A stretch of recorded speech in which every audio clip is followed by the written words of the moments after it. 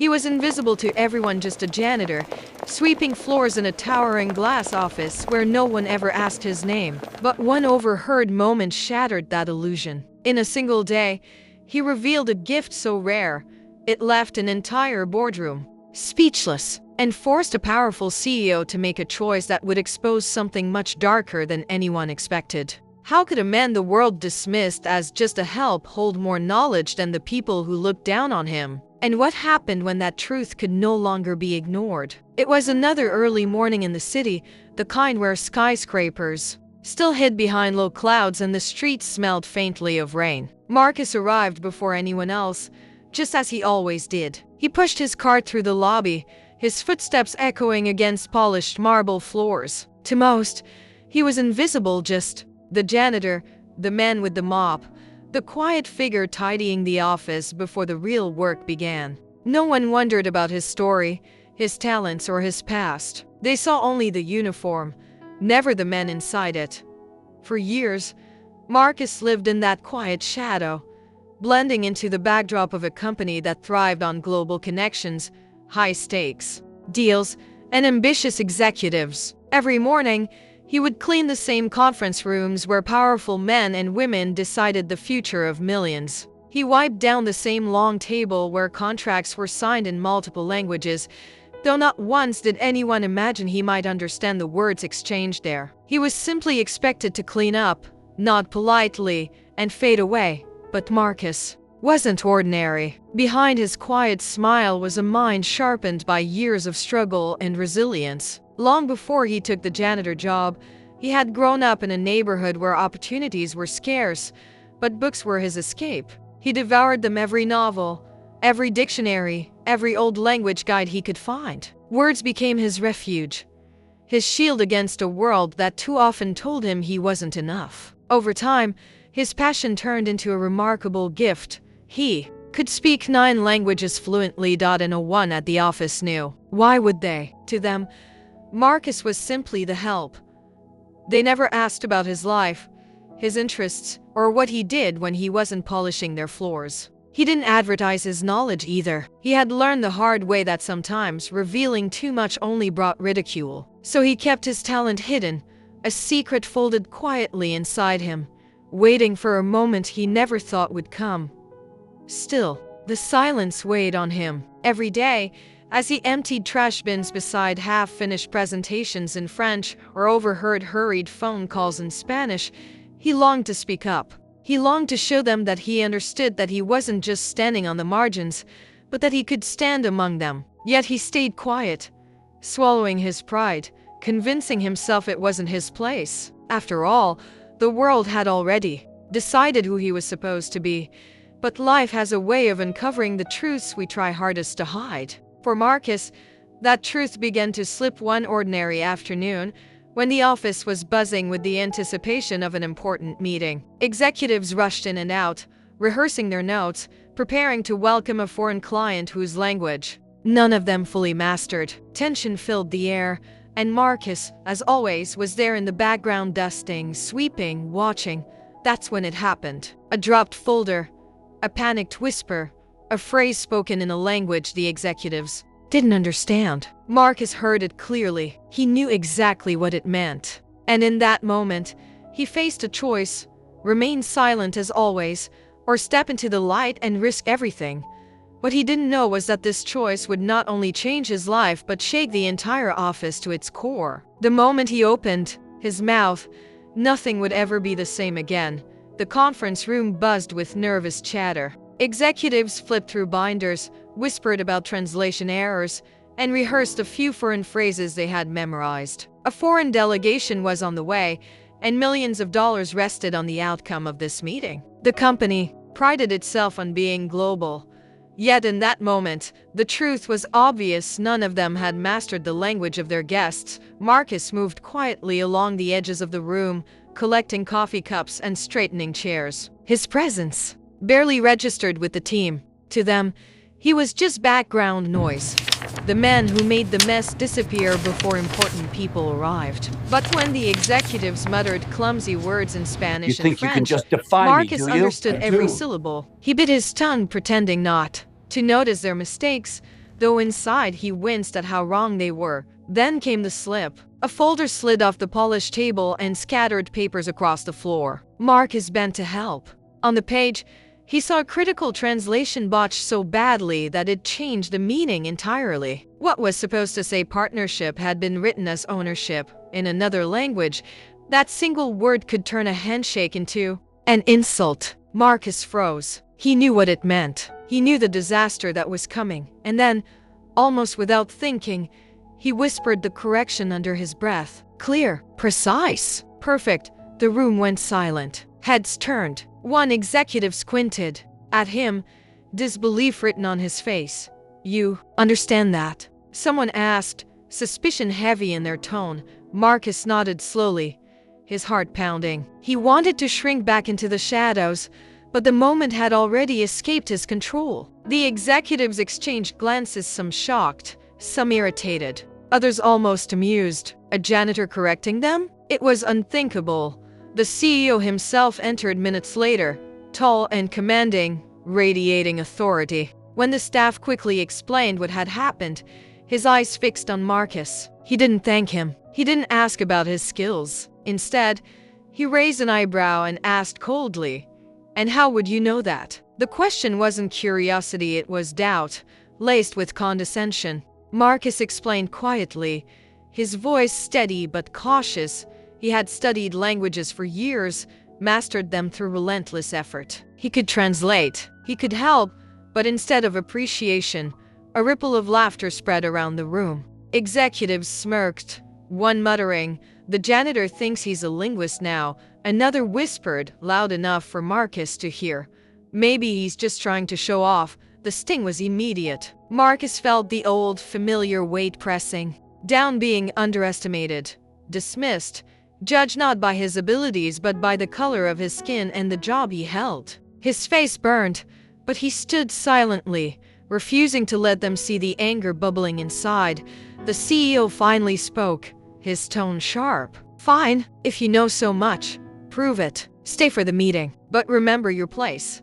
It wasn't an invitation, it was a challenge. The room shifted, eyes watching, waiting for Marcus to fail. When the delegation arrived, the tension spiked. Polished smiles masked the executives' nerves as they stumbled through greetings. Within minutes, the visitors frowned at mistranslations, their patience wearing thin. That's when Marcus, standing quietly in the corner, stepped forward. His voice flowed smoothly, bridging the gap, turning confusion into clarity. Sentence after sentence, he translated flawlessly. For a moment, the air changed. The delegation relaxed, impressed by his precision. The executives, however, stiffened. Every word Marcus spoke was proof of what they lacked and a reminder of what they had dismissed. Still, Marcus pressed on. With each translation, he felt a strange mix of pride and dread. Pride in finally being seen for who he was. Dread because he could feel the resentment growing around him. Every executive's glare was a warning. He had crossed a line, stepped into territory he wasn't supposed to touch. By the end of the meeting, the clients were smiling, their concerns resolved. Deals that had been teetering on collapse were back on solid ground. The CEO shook hands, the executives exhaled in relief. But not a single one turned to thank Marcus.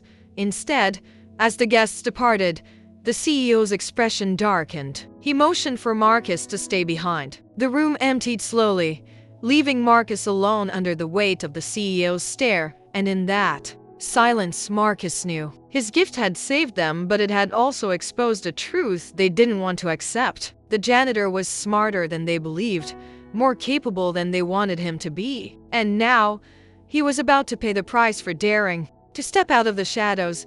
The office was empty now, the echo of polished shoes long gone. Marcus stood alone, the fluorescent lights buzzing overhead. The CEO remained, leaning back in his leather chair, eyes fixed on him with a look that was more threat than praise. For a brief second, Marcus thought he might hear the words he'd waited for his whole life: recognition, gratitude, respect. But what came instead felt like a blade. "You embarrassed us," the CEO said slowly, his voice slicing through the silence. A janitor correcting executives in front of international clients. Do you have any idea what that looks like? Marcus felt the words slam into him, harder than any insult he had ever endured. Not a single mention of the deal saved, the disaster avoided. Just humiliation because he had dared to exist beyond the role they gave him.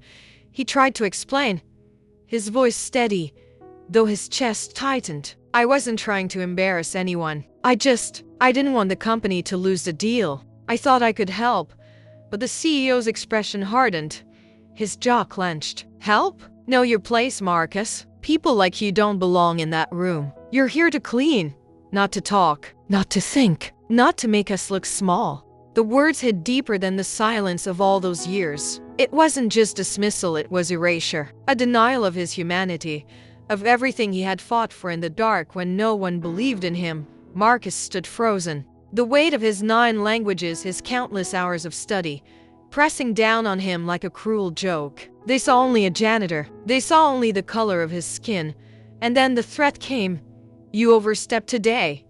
The CEO continued coldly. If you ever pull something like that again, you'll regret it. I could have you replaced tomorrow. Do you understand? Don't confuse cleaning this office with belonging in it. The air in the room grew heavy, suffocating. Marcus felt his throat tighten, his palms damp. Fear mixed with fury, a storm brewing inside him. He thought of all the times he'd stayed silent, all the times he swallowed his pride just to survive. He thought of the laughter, the whispers, the way they never once asked who he was. And now, even after saving their deal, they threatened to erase him.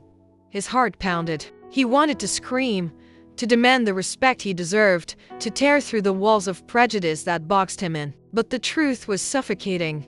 Power wasn't on his side. One word from the CEO, and his livelihood was gone. His rent unpaid. His dignity crushed even further. Still, something shifted in that moment. For the first time, Marcus locked eyes with the CEO and didn't look away. His silence wasn't submission anymore, it was defiance.